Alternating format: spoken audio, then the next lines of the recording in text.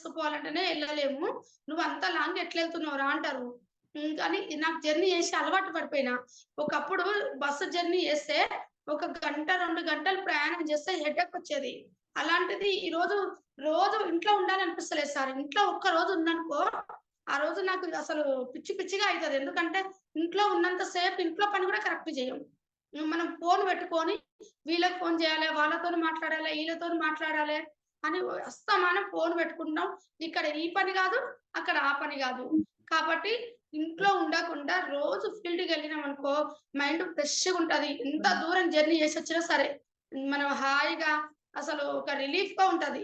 తెలుసా మనకి ఇందులో ఒక మంచి టీమ్ వస్తుంటే, ఇందులో మంచి హోదా, పేరొస్తుంటే గూడంగా మనకెంత జర్నీ చేసి, ఎంత పని చేసినా గానీ మనకు బాధ అనిపియదు సార్. ఎందుకంటే మనం ఈ ఈ చదివికి బయట పోయి జాబ్ చేస్తే మాత్రము మనకెంతిస్తారు సార్? నేను చదివింది 10థ్ క్లాసు. నాకిచ్చేది ఒకవేళ 10,000, 12,000 ఇస్తారు. అంతకంటే నాకైతే ఒక్క రూపాయి గూడా రాదు. అందరి గురించి నేను చెప్పలే గాని నాకైతే రాదబ్బా! నేనైతే 12,000, 10,000 కంటే నేనెక్కువ సంపాదించలేను.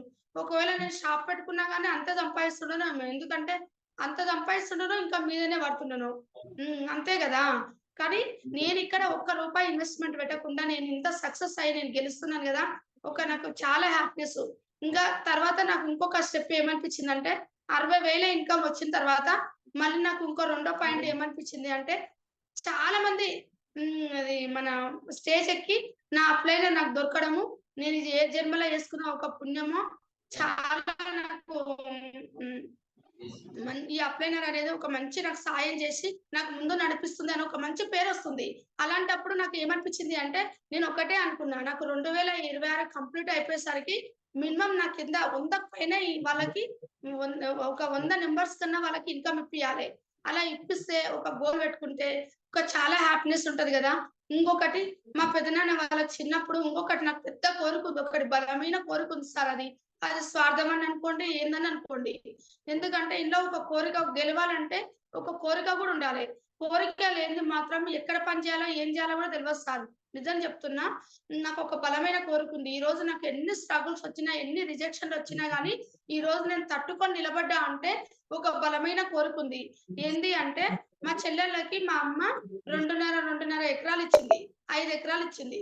అయితే వాళ్ళేం జేసిర్రు, వాళ్ళు పెళ్లి చేసుకొని అత్తారింటికెళ్ళిర్రు.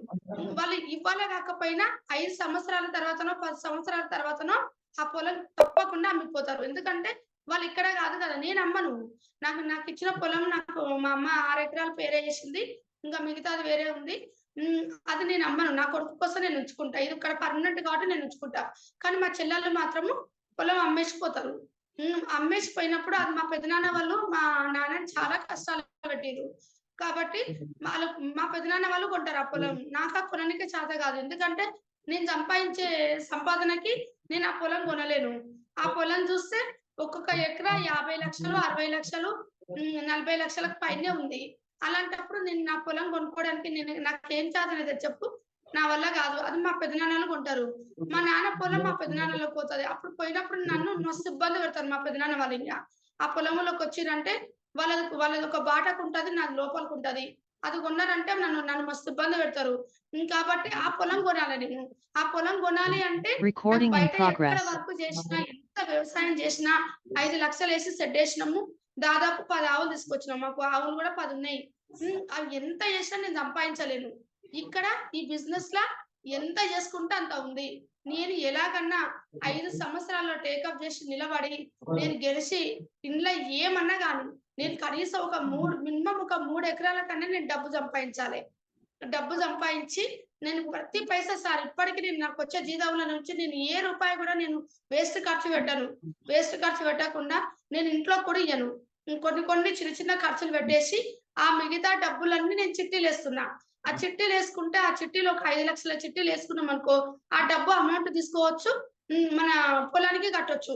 కట్టి ఆ 3 ఎకరాలన్నా కొనొచ్చు. ఇంకో 2 ఎకరాలుంటే ఆ 2 ఎకరాలు అప్పు చేసుకుంటే అప్పు నిదానంగా తెరుపుకోవచ్చు. ఇట్లా దానికోసమే నేను బలమైన కోరిక పెట్టుకొని ఇందులో పనిచేస్తున్నా. ఇంకొకటి ఓపిక, ఓర్పుక. ఓర్పు. 10 మందికి చెప్పాలంటే చాలా ఓర్పుండాలె. తిరగాలంటే ఓపిక ఉండాలి. అట్లా నేను ఓపిక, ఓర్పు అనేది చాలా తెచ్చుకున్నా సార్.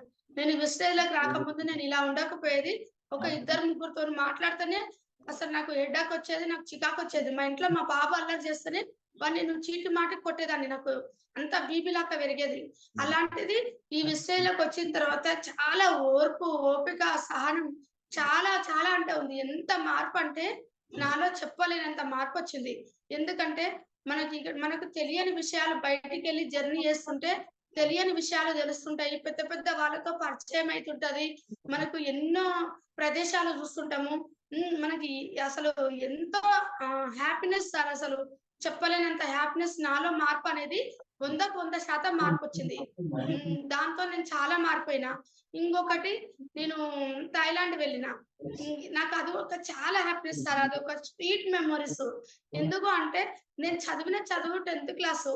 నేను ఇక్కడ మన ఒక శ్రీశైలం, తిరుపతి పోవాలంటేనే 10 రకాలుగా ఆలోచించేదాన్ని.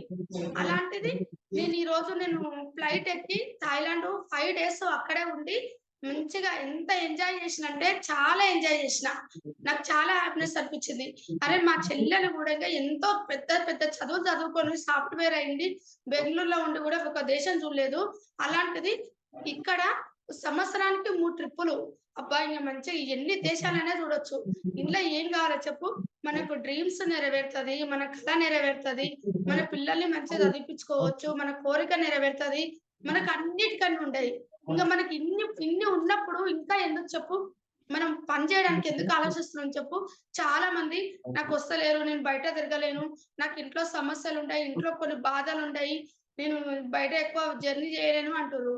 అసలు లీడర్స్ ఏం చేసినా, ఎంత పని చేసినా, ఒక కూలి పని చేసినా, జాబ్ చేసినా, నువ్వు ఏం పని చేసినా సరే, డబ్బుల కోసమే గదా పని చేసేది. మరి ఇక్కడ ఎవ్వరు ముంచేది లేదు, మోసం చేసేది లేదు. నీతి నిజాయితీకొచ్చే డబ్బులు. ఇంకొక మంచి పేరు, హోదా వస్తుంది. నీ గ్రామరే మారిపోతుంది.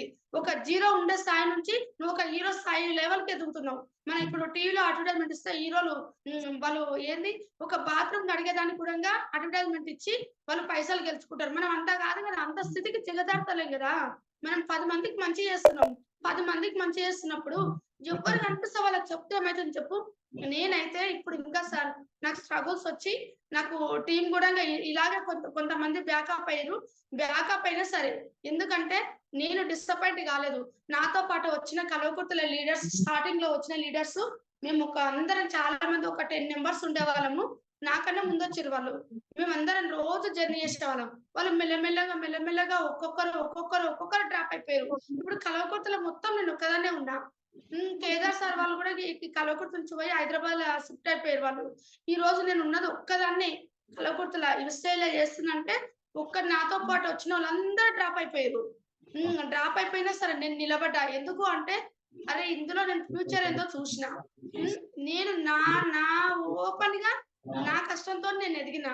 కాబట్టి నేను ఎన్ని స్ట్రగుల్స్ వచ్చినా, నేను మళ్ళీ జీరోకి పడిపోయినా గానీ, మళ్ళీ నేను స్టార్ట్ చేసి మళ్ళీ హైయెస్ట్ చెక్కు దాటేసి, మళ్ళీ నేను అనుకున్న గోల్‌కి రీచ్ కాగలుగుతానని నా మీద నాకు నమ్మకం ఉంది. కాబట్టి నేను జేసిన జర్నీ, నేను చెప్పే విధానం అలా ఉంది గాబట్టి నేనలా క్లారిటీ చేసుకొని, నేను ఈరోజు ఎన్ని స్ట్రగుల్స్ వచ్చినా సరే పిచ్చిగా సార్ రోజు వెళ్తున్నా. కొత్త టీమ్ తయారు చేసుకుంటున్నా. ఒక్కటే నేను సైజు సార్‌తోని చాలా సార్లు డిస్కషన్ చేసిన. సార్‌కే పర్సనల్‌గా ఫోన్ చేసి, సార్ నేను ఇందులో ఐడీ తీసుకున్నప్పుడు నేను బయటికెళ్ళి చెప్తే, నేను నెలలో 10 మందిని సీఎన్స్‌లో పెట్టేదాన్ని. కానీ ఇప్పుడెందుకు అయితలేదు సార్ అసలు? నేను దాదాపు 3 సీఎల్స్‌ని ఇప్పియలేకపోతున్నా నెలకి. ఎందుకు సార్ నాకెందుకు స్ట్రగుల్స్ ఒస్తున్నాయి? నాకెందుకు ఫెయిల్‌డొస్తుంది. మీటింగ్‌కొస్తాను వస్తలేరు. నన్ను చాలా బాధ పెట్టుర్రు. నేను పాత వాళ్ళకి గూడా నేను ఫోన్ చేస్తే ఫోన్ ఎత్తడను. అన్నీ ఇంట్లో కారణాలు చెప్తుర్రు. ఎందుకు సార్ అనంటే సార్ ఒకటే చెప్పిండు. అట్లా కాదురా నువ్వు నిలబడాలి. నిలబడి గెలవాలి.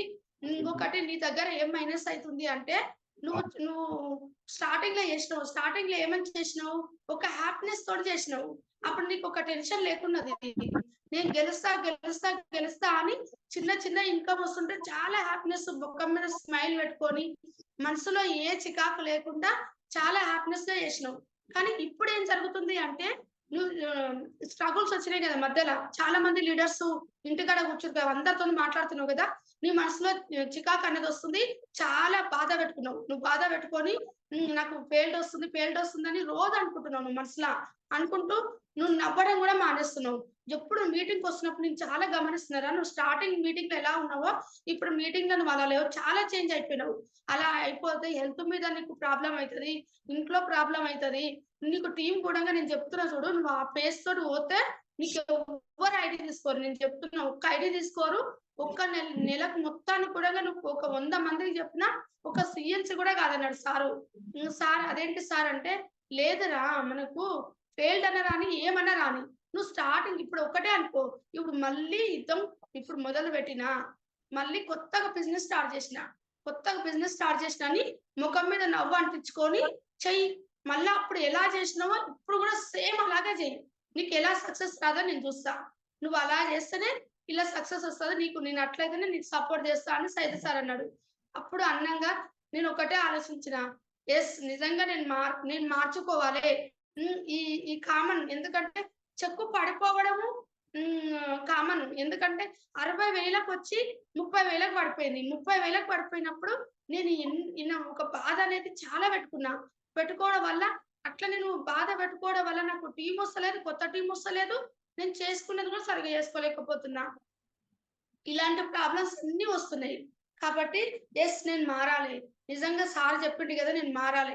సార్ ఏమని చెప్పిండు, "నువ్వు 3 రోజులు ఫీల్డ్‌కే పోకురా. ఒంటరిగా కూసోని మంచిగా ఎవరు ఫోను చేసినా స్విచ్ ఆఫ్ పెట్టేసి బాగా ఆలోచించు. ఒంటరిగా కూసోని ఆలోచించి నీకు నువ్వే మోటివేట్ చేసుకో" అని చెప్పిండు.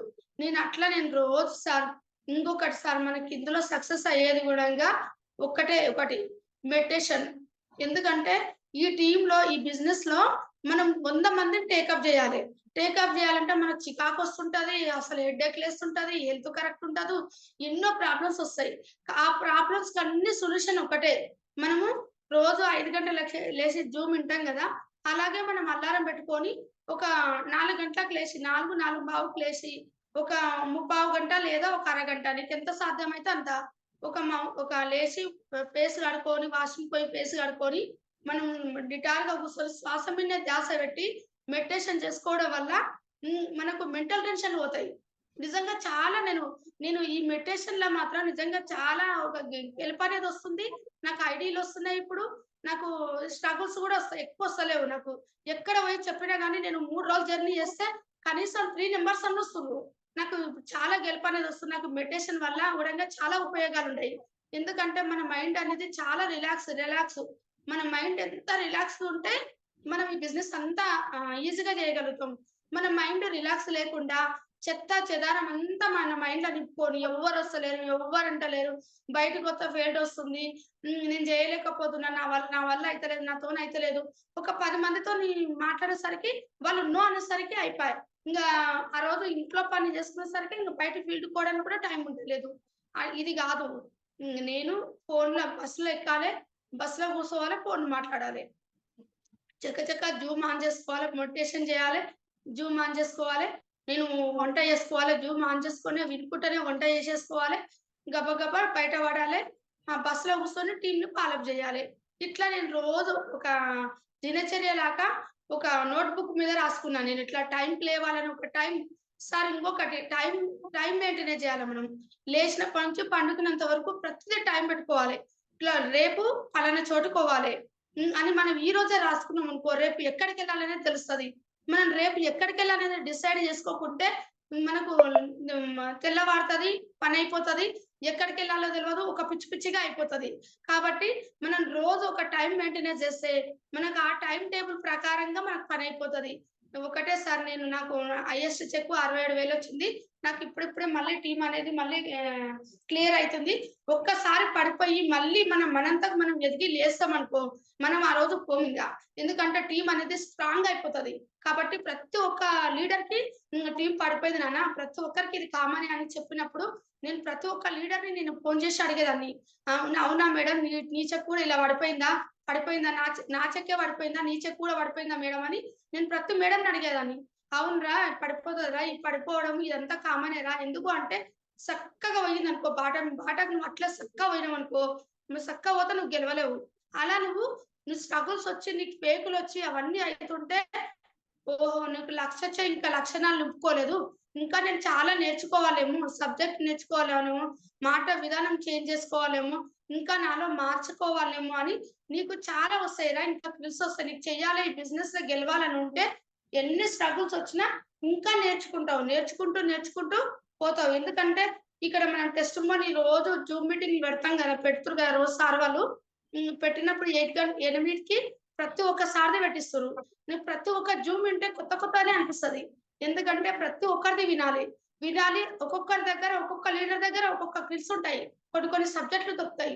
మీటింగ్స్ గూడా సార్ మేము ఒక సైదు సార్ నేను స్టార్టింగ్ కొత్తలా నాకేమనిపించేదంటే అబ్బా! సైదు సార్ మీటింగే బావుంటది అనిపిచ్చేది. లీడర్స్ గూడా అందరూ సైదు సార్ వస్తుందా అని అడిగేది. కానీ ప్రతి ఒక్క లీడర్ దగ్గర ఒక్కొక్కటి పాయింట్ తెలుస్తది. కాబట్టి మనం ప్రతి మీటింగ్‌కి అటెండ్ గావాలి. ఈ ఒక సైదు సార్ అనే గాదు, ఒక పాండు సార్ అనేదే గాదు, ఒక బీబీ మేడం అనేదే గాదు, ఒక అర్చన మేడమే గాదు. ప్రతి మీటింగ్ మనం యూజ్ జేసుకోవాలి. యూజ్ చేసుకొని ప్రతి పాయింట్ యూజ్ చేసుకొని మనం అవన్నీ పాటిస్తూ సిస్టాన్ని ఫాలో అయ్యి, మనం సిస్టమ్ ఎలా ఉంది ఒక అప్లైనర్‌తో సలహా ఇంకా ఇందులో మెయిన్ పాయింటు చాలా మంది కొంచెం ఎదిగిన తర్వాత సిల్వరు, గోల్డు అయిన తర్వాత అప్లైనర్‌ని కేర్ చేయరు. నాకంతా తెలుసులే. నాకు అప్లైనర్ లేకపోయినా నేను ఇందులో సక్సెస్ కాగలుగుతాను. నేను అలా వెళ్తేనే నేను ముందుకెళ్తాను. ఆ సబ్జెక్ట్ నేను నేర్చుకున్నా. నాకు అప్లైనర్‌తోని పని లేదు అంటారు. ఇదే అప్లైనర్‌తో పని లేదని నీ సొంత నిర్ణయంతోని పోయినావనుకో మళ్ళీ బోర్ల పడతావు. కాబట్టి ప్రతిది నువ్వు గెలిసి నువ్వు ఒక రూ. 1,00,000 తీసుకున్నంత వరకు నీ అప్లైనర్ నీకు అవసరమే. ఒక 1,00,000 కొట్టు. 1,00,000 కొట్టి నువ్వు 1,00,000 గెలిసిన తర్వాత అప్పుడు నీకు అప్లైనర్ అవసరం లేదు. నీ టీమ్ నువ్వు ఫార్మ్ చేసుకోవచ్చు. నువ్వు కౌంట్ డైరెక్టర్ అయిపోయిన తర్వాత అన్ని లైన్‌లు స్ట్రాంగ్‌గా చేసుకున్నాంగా అప్పుడు నువ్వు ఎలా అంటే అలా పోవచ్చు. నీకు నచ్చినట్టు ఉండొచ్చు. కానీ నీకు 1,00,000 వచ్చేంత వరకు ఇందులో అప్లైనర్ మాట వినుకుంటూ, అప్లైనర్ చెప్పింది ఫాలో అవ్వుకుంటూ, జూమ్ మీటింగ్‌లు యూజ్ చేసుకుంటూ, అట్లా మన చిన్నగా టీమ్‌ని ఫాలో అప్ చేసుకుంటూ, సిస్టాన్ని ఎవరైతే ఫాలో అయితారో వాళ్ళకి మాత్రమే సక్సెస్ వస్తది. నేను అదే చేసుకుంటూ ముందుకెళ్తున్న లీడర్స్. నా డిసెంబర్ గోలు 10థ్ క్లాస్ చదువుకునే వాళ్ళకి గోల్ ఉంటది గదా! కానీ నేను ఇందులో గోల్ పెట్టుకున్నా. ఈ డిసెంబర్‌కి ఎలాగన్నా నేను 2,00,000 కొట్టాలి.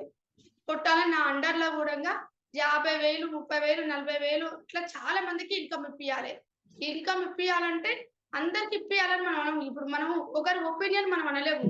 కానీ మనలాగా మైండ్ సెట్ ఎవరైతే మార్చుకొని అప్లైనర్‌కి రెస్పెక్ట్ ఇచ్చుకుంటూ, మేడం నాకు డబ్బులు గావాలి. నాకెక్కడంటే అక్కడ మీటింగ్స్ పెట్టండి మేడం అని ఎవరైతే అడుక్కుంటూ అప్లైనర్ ఫాలో అవ్వుకుంటూ అప్లైనర్‌తో జర్నీ చేస్తారో వాళ్ళకి మాత్రమే నేను పని చేయాలని నిర్ణయించుకున్నా. ఎందుకంటే స్టార్టింగ్ నాకు తెలియలేదు. నేను ఎవ్వరికంటే వాళ్ళకి నేనే రోజు ఎంటబడి వాళ్ళకి పని చేసేదాన్ని. ఆ పని చేసినోళ్ళు ఎంటబడి పని చేసిన వాళ్ళు ఎవ్వరు లేరు. కానీ ఇప్పుడు నేను డిసైడ్ అయినా. ఎవరైతే నాతో పాటు జర్నీ చేసుకుంటూ గెలవాలని నాలాగా మైండ్ సెట్ పెట్టి ఎవరైతే వస్తారో ముందుకు వాళ్ళకి నేను పని చేసుకుంటూ డబ్బులు ఇప్పించుకుంటూ పోతే నా డ్రీమ్స్ అనేది కూడా ఫుల్‌ఫిల్ అయితది. ఇంకా నా కింద లీడర్స్ మంచి లీడర్‌లను క్రియేట్ చేయొచ్చు. నేను అనుకున్న గోల్‌కి నేను 2026 కంప్లీట్ అయిపోయేసరికి నా కింద 100 మందికన్నా ఇన్‌కమ్ ఇప్పియగలుగుతా అనేది నేను పెట్టుకొని పనిచేస్తున్నా. నేను డిసెంబర్‌లో నేను అనుకున్న గోల్ పక్కా రీచ్ అవుతా. నేను కార్ కూడా తీసుకోవాలనుకుంటున్నా. థాంక్ యూ లీడర్స్ నాకింత మంచి అవకాశం ఇచ్చినందుకు. అందరికి thank you very much. Thank you madam. Super madam. చాలా ఎక్సలెంట్‌గా, నీట్‌గా టీమ్ పడిపోయిన నిలబడి మీరు మళ్ళీ